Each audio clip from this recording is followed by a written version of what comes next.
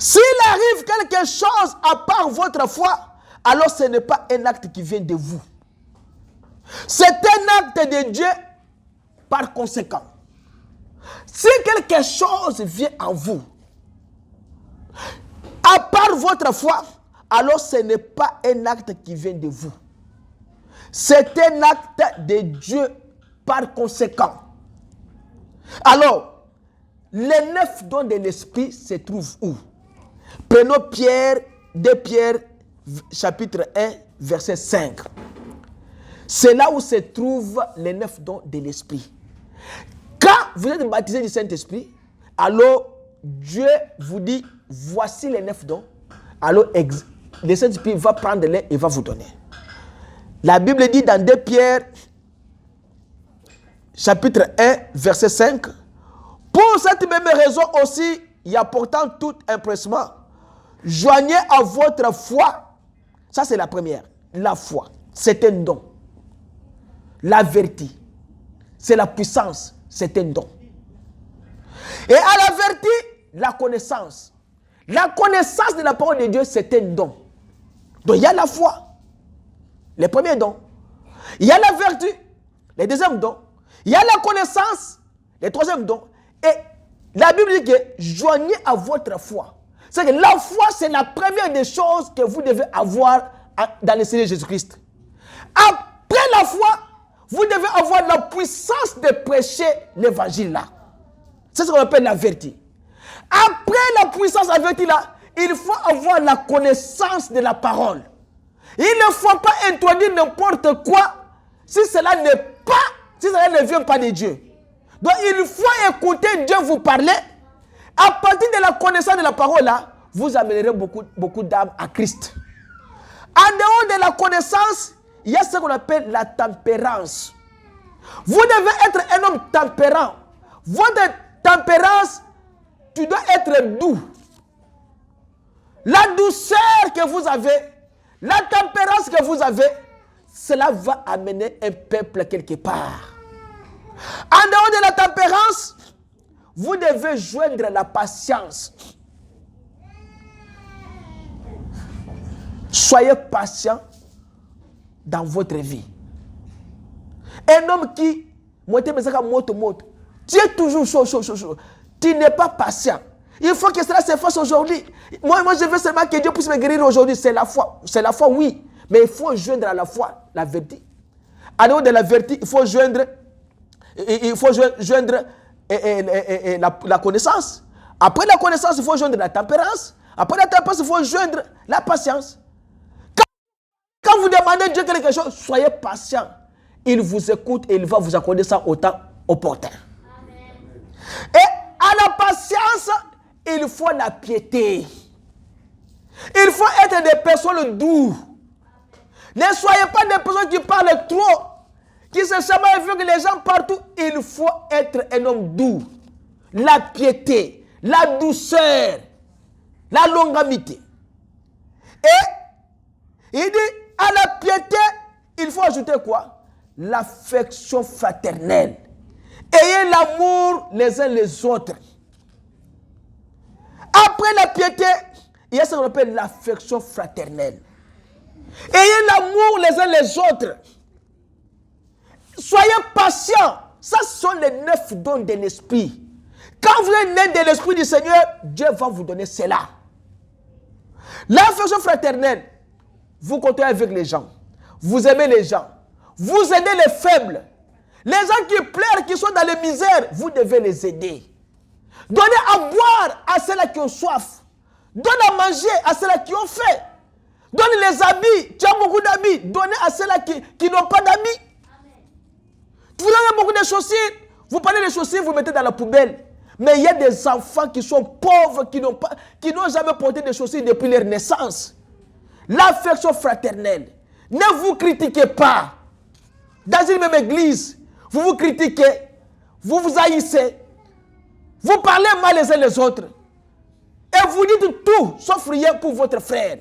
Vous vous dépassez dans le couloir, tu ne te parles pas avec la sœur. Quand la sœur se marie, toi tu es fâché. Quand le frère se marie, tu es jaloux.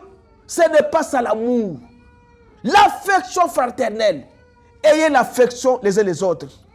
À l'affection fraternelle, ajoutez l'amour. L'amour de Dieu. L'amour de Dieu.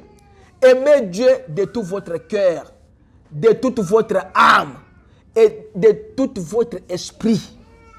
Prenez votre corps, donnez à Jésus. Prenez votre cœur, donnez à Jésus. Prends ton esprit, donne à Jésus. Aimez Jésus, aimez sa parole. Il va vous donner ce que vous cherchez dans la prière. Dès que vous l'aimez en premier, lui va vous donner ce que vous cherchez. Il sait que vous l'aimez. Il sait que vous ne l'aimez pas et vous le flattez. Mais Dieu, on ne le flatte pas. Verset 8, il dit, car si ces choses sont en vous et y abondent, elles font que vous ne serez pas oisifs ni stériles. Quand ces choses demeurent en vous, tu ne peux pas être ballotté de gauche à droite. Ou bien tu ne peux pas être stérile, moutoua ya théaka, à moins dans le ministère T. Non! Est stérile dans le ministère. Donc tu prêches, même ton épouse ne te croit pas. Même les gens qui t'écoutent, ils disent que non, moi je ne peux pas écouter une telle personne. Donc tu es stérile.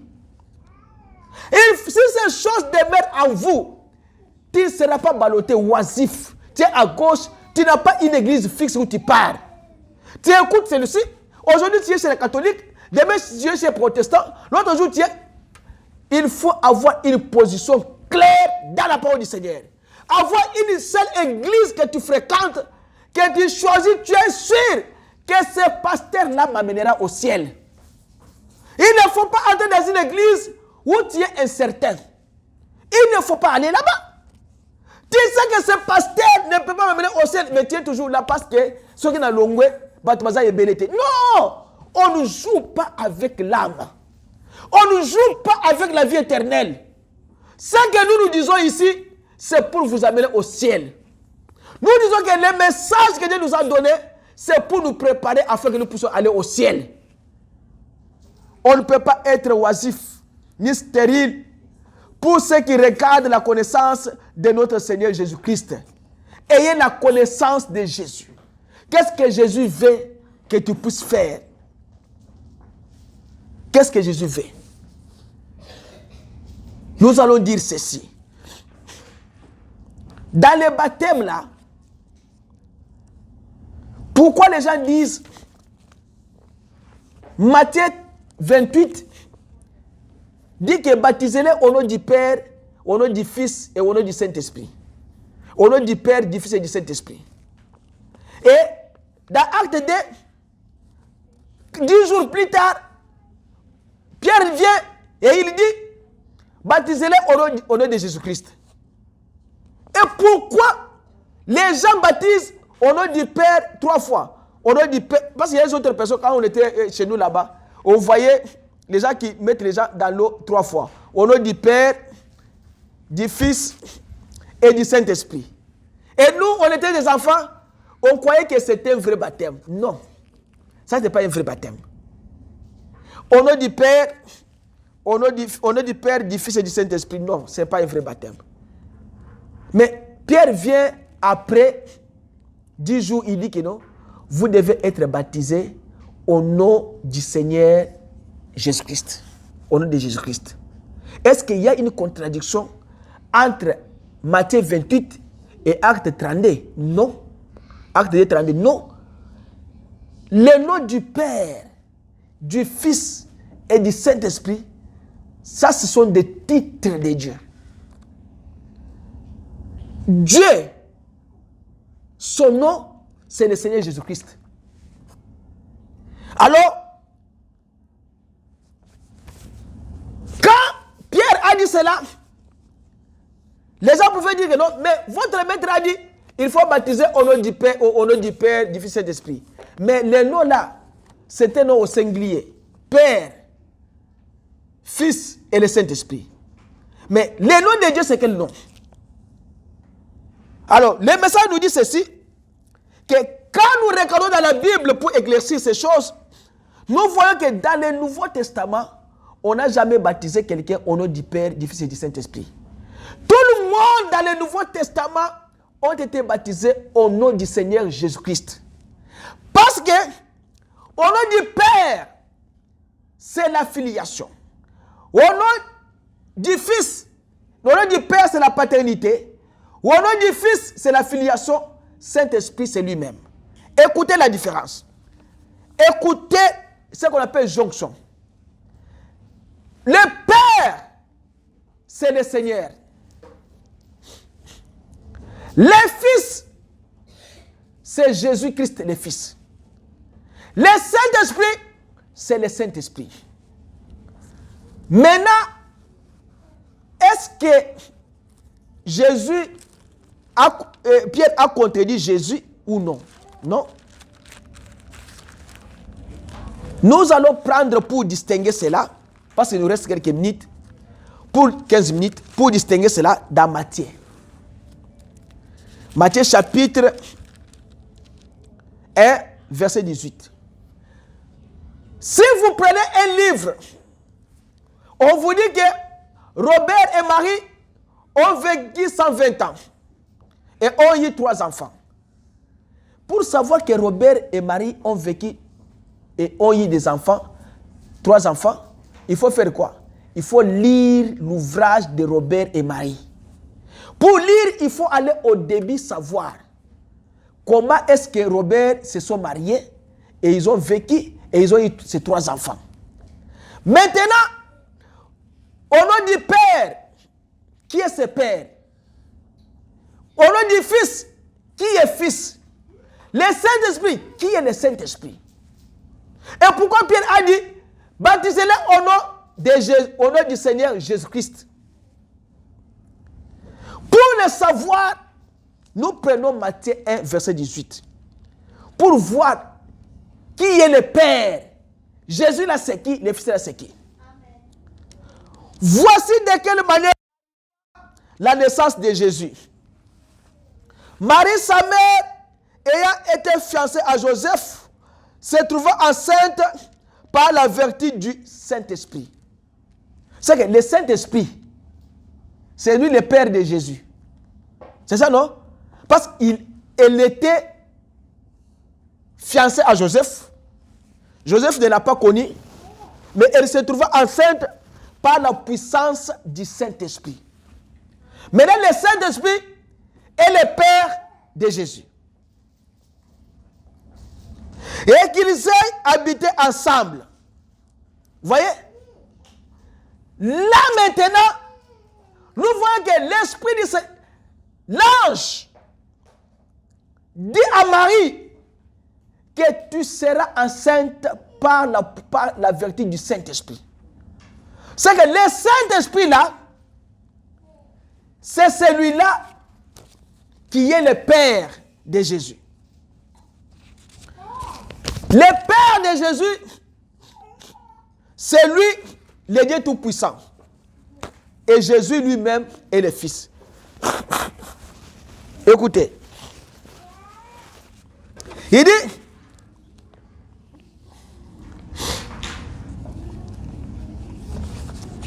je vais lire quelque chose ici pour vous éclaircir cela. Nous allons aller à l'origine pour savoir maintenant. Le message dit, eh bien, est-ce que le Père est un nom? Non, le Père n'est pas un nom. Combien savent que Père n'est pas un nom? Le nom Père, Père c'est un titre, Fils c'est un titre, Professeur c'est un titre, Élève c'est un titre, ce n'est pas un nom. Tu ne peux pas donner le nom à ton enfant, élève. Et on appelle, oh, comment tu t'appelles, oh élève? Non, élève c'est pas un nom, c'est un titre. Comment on t'appelle au pasteur? Non, pasteur c'est un titre, ce n'est pas un nom. C'est pourquoi les noms du Père, Fils et Saint-Esprit, ça ce sont des titres de Dieu. Ça ce n'est pas le nom de Dieu. Il dit, Fils n'est pas un nom. Combien savent que le Fils n'est pas un nom? Combien y a-t-il de pères ici? Moi je suis père. Papa Richard est père. Mais ce n'est pas ça le nom de Papa Richard. Au père vient ici. Non. Je n'avais pas aimé un jour, j'ai causé avec quelqu'un qui il avait un papa devant lui. Il lui dit que non, père Oyo. Ce n'est pas respectueux. Un papa, tu ne peux pas dire que non, père Oyo. Ce n'est pas respectueux. Est-ce que vous comprenez cela? C'est pourquoi mon petit frère qui est prédicateur maintenant à Lubumbashi, il a écrit quelque chose sur l'internet. Beaucoup de prédicateurs sont des impolis, sont mal éduqués. Oh. Mais là, quelqu'un dit que pourquoi tu fais ça? Il dit que non. Parce que avant de prêcher l'évangile, il faut d'abord être bien éduqué chez vous. Ça, c'est vrai. Avant d'être un professeur à l'école, il faut que toi, tu puisses avoir d'abord une éducation venant de ton papa, de tes parents. Comment toi, tu es mal éduqué et tu veux enseigner les enfants des autres personnes? Toi, tu es mal éduqué, tu veux prêcher les gens. Il faut d'abord être bien éduqué chez vous avant de commencer à prêcher les autres. Et ce garçon dit à ses papas, un papa responsable, au père Oyo, dans Salela Kayeboy. Ça, c'est de l'impolitesse. Mais quand il a dit ça, s'il avait dit, mais non, papa André Oyo, papa Tommy, dans Salela Kaye, ça se comprend. Mais vous dites que non, père Oyo, c'est de l'impolitesse. Mais le père là, ce n'est pas un certain titre. Alors, le message dit, lesquels parmi vous, lesquels d'entre vous a pour nom père? Personne n'a un nom appelé père. Nous avons nos propres noms que nos parents nous ont donnés. Bien, le Saint-Esprit n'est pas un nom. Le Saint-Esprit, c'est ce qu'il est. Il est l'Esprit du Seigneur. Ce n'est pas un homme. Parce qu'il a dit que tu seras enceinte par la vertu du Saint-Esprit. C'est le Saint-Esprit qui va engrosser Marie. Mais le Saint-Esprit, c'est ce qu'il est. Il n'est pas un homme. Et c'est ce qu'il est. Père, Esprit, aucun des noms, il y a des noms. Il y a des noms. Et bien alors, s'il a dit, baptisez au nom du Père, du Fils et du Saint-Esprit, nous ferions mieux de retourner voir qui est le Père, le Fils et le Saint-Esprit.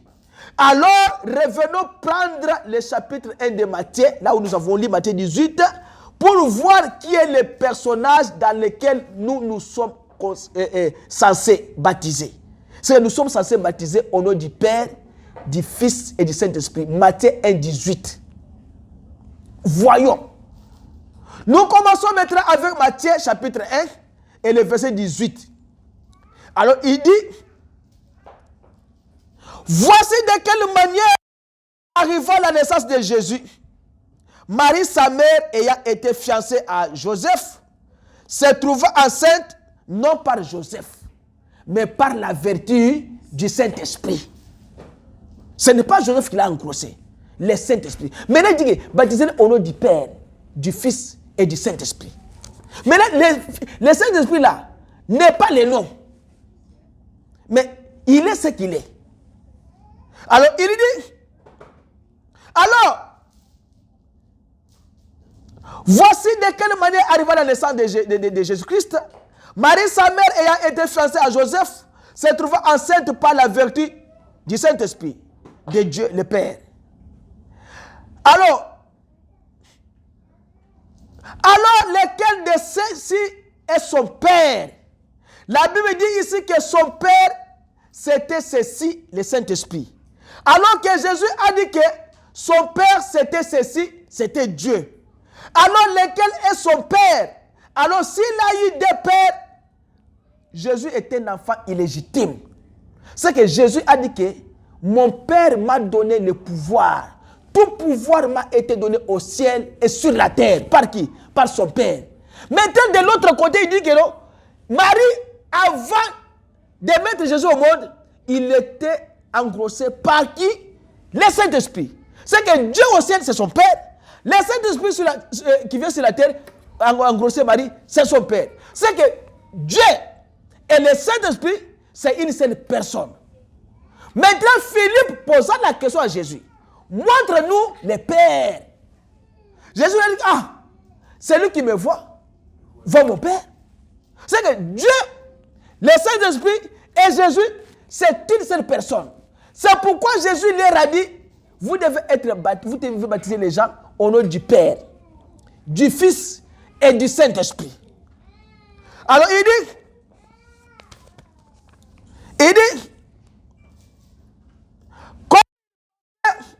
voici un ange lui apparut en songe et dit à Joseph, fils de David, ne crains pas de prendre avec toi Marie, ta femme, car l'enfant qu'elle a conçu vient du quoi?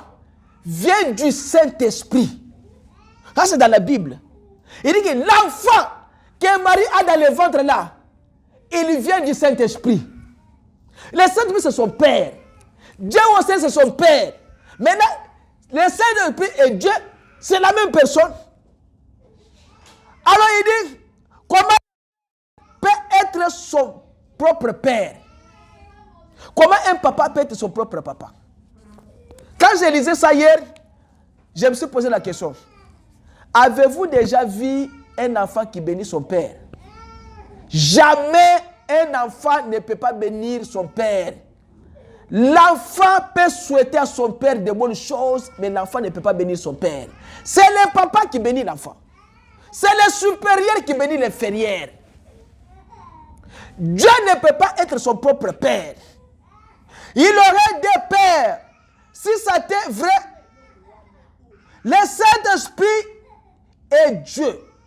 Le Saint-Esprit est Dieu. Donc Dieu et le Saint-Esprit, c'est une seule et même personne. Sinon, il aurait eu des pères. C'est pourquoi David a dit dans la Bible, j'ai vu le Seigneur assis. Le Seigneur a dit à mon Seigneur de s'asseoir à la droite. C'est que Dieu a dit à Dieu de s'asseoir à sa droite. Non, le Seigneur là, c'est le Dieu. C'est le même Jésus qui est dans la chair humaine, qui est venu chez Abraham, qui a mangé avec Abraham, qui a dit à Moïse, avant qu'Abraham fît, je suis. C'est le même Dieu. Le Saint-Esprit, c'est le Dieu même, sous forme de l'Esprit, et qui vient habiter dans ses croyants.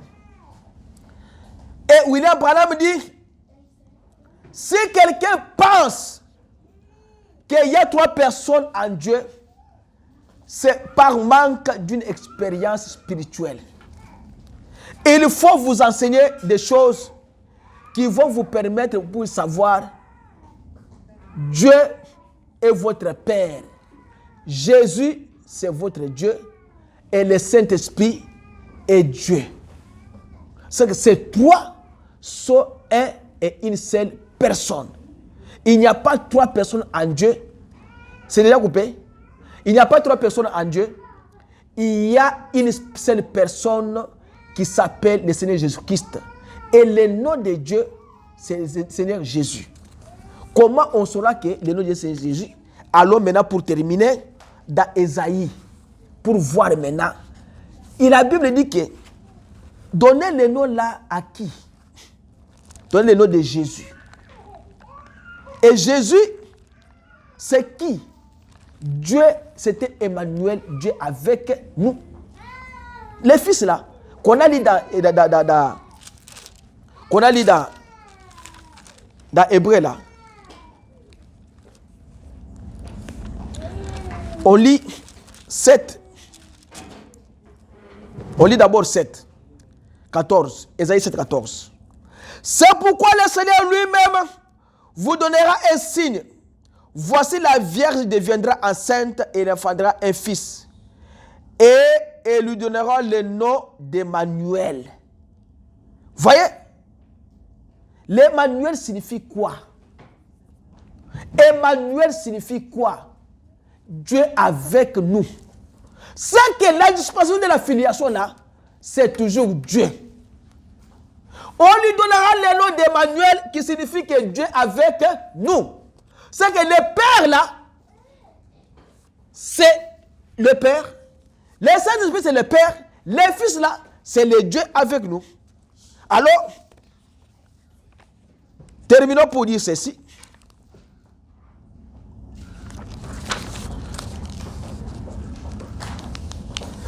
Terminons pour dire ceci. C'est toutes ces choses, ça doit se faire. Je lis d'abord ce que j'ai lu là. Il dit,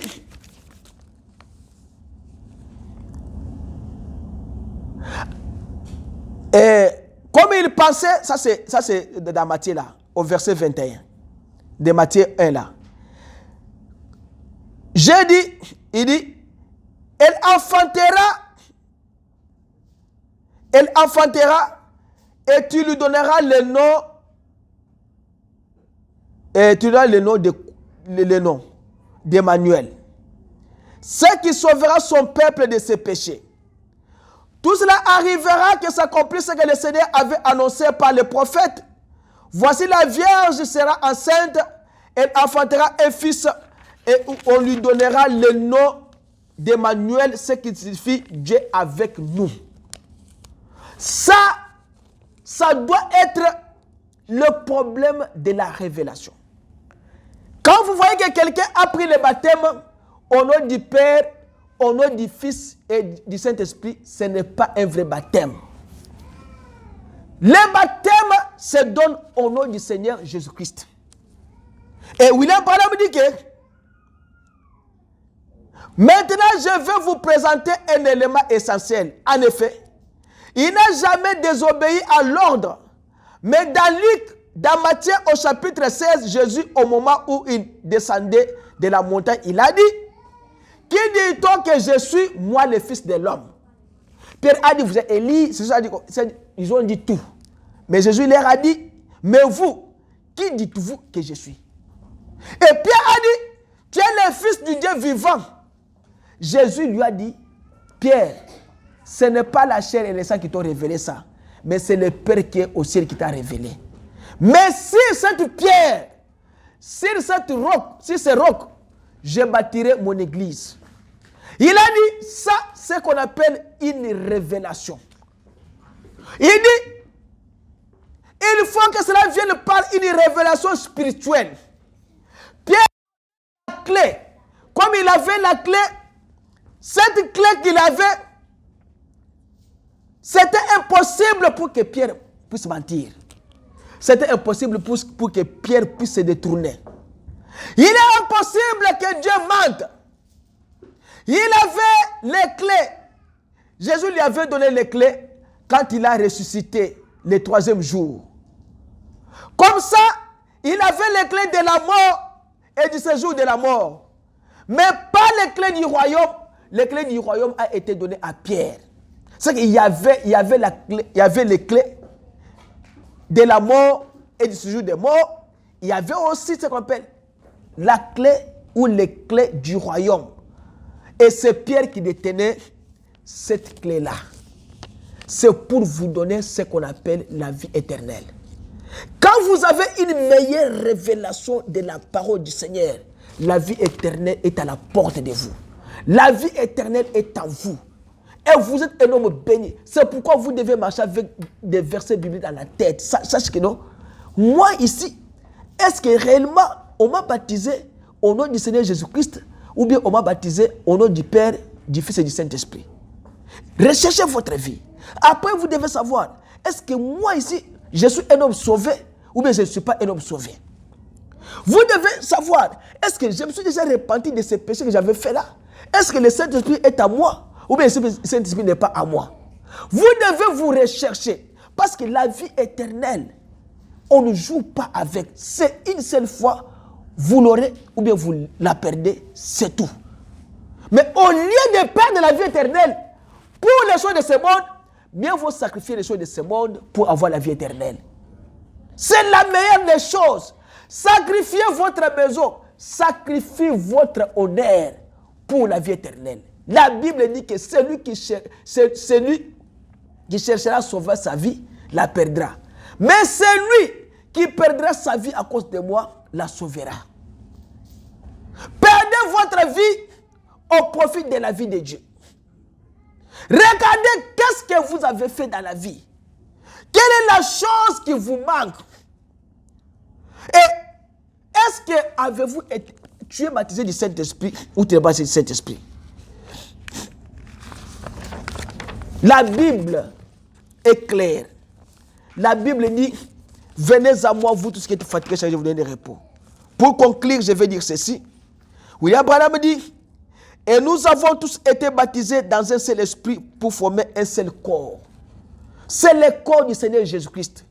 Quand vous avez le Saint-Esprit, tu es mon frère. Il n'y a pas de limite. Il n'y a pas de choses qui vont me séparer avec toi. Je dois t'aimer comme je me suis aimé moi-même. Si vous avez sujet à des problèmes, vous avez un problème de faire quelque chose, moi j'ai la possibilité de ça, moi je vous aide. Je vous donne. Si vous n'avez pas l'amour de Dieu, vous n'êtes pas dans le corps de Jésus. Si vous n'avez pas la connaissance de la parole du Seigneur, vous n'êtes pas dans le corps de Jésus.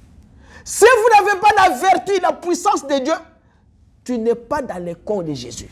Si tu n'as pas la tempérance, tu n'es pas dans le corps de Jésus. Cherchez à y entrer dans le corps de Jésus par le baptême du Saint-Esprit. Pour accéder à ces dons-là, si vous ne cherchez pas ça, vous êtes dehors. Il a dit dans la Bible, voici je me tiens à la porte, je frappe. Je frappe la porte. Celui qui entendra ma voix et qui ouvrira, j'entrerai chez lui et je souperai avec lui. Mais il frappe à la porte. Tu es dans la maison, fait de la musique mondaine, tout, lui il frappe. Chaque jour il vient, il frappe. Toi tu es toujours dans la boîte de nuit. Il frappe, tu mens toujours. Il frappe, toi tu fuis toujours. Un jour, il frappera pour la dernière fois. Et dès qu'il frappera la dernière fois, tu n'ouvres pas. S'il tourne le dos, ça sera la fin. Cherchez à y entrer par la porte étroite. Car la grande porte, beaucoup y entreront et se perdent. La petite porte, les chemins étroits de mépriser, cherchez à entrer par ce chemin-là. Cherchez Dieu pendant qu'il se trouve. Il dit c'est exact. Vous voyez, le baptême du Saint-Esprit est un acte différent de la nouvelle naissance. La naissance et l'autre est un baptême. L'un vous amène à la vie éternelle. Ça, c'est la nouvelle naissance. Et l'autre vous donne la puissance. Il transmet la puissance dans la vie éternelle. C'est que le Saint-Esprit, il vient, il prend la puissance de Dieu, lui-même la puissance, il transforme ça dans votre vie éternelle. Vous voyez, pour qu'elle puisse agir, quand vous commencez à agir comme un chrétien, alors la nouvelle naissance débute par là et la puissance de Dieu commence par là. Maintenant, vous voyez, Dieu en vous l'espérance de la gloire. Il est votre Père.